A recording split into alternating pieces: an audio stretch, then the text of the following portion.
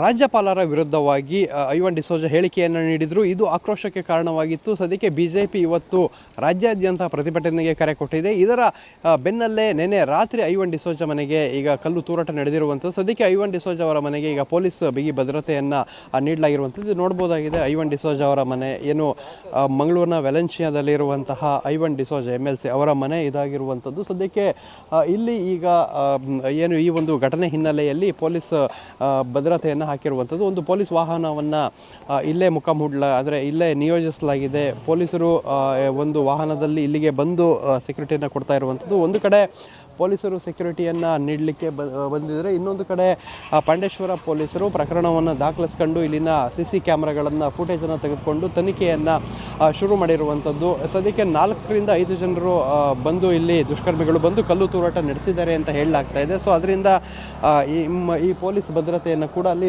ಕೊಟ್ಟಿರುವುದನ್ನು ನೋಡ್ಬೋದಾಗಿದೆ. ಎಲ್ಲರೂ ಕೂಡ ಪೊಲೀಸರನ್ನು ಇಲ್ಲಿ ನಿಯೋಜಿಸಿರುವಂಥದ್ದು.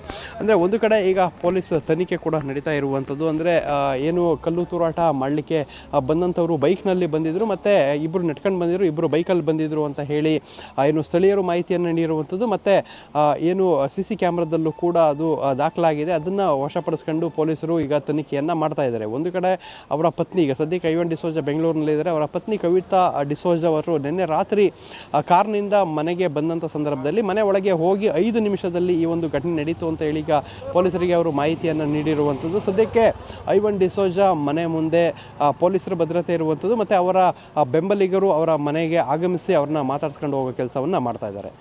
ಕ್ಯಾಮ್ರಾಮನ್ ರಾಜೇಶ್ ಜೊತೆ ಪೃಥ್ವಿರಾಜ್ ಬೊಮ್ಮನಕೆರೆ, TV9 ಮಂಗಳೂರು.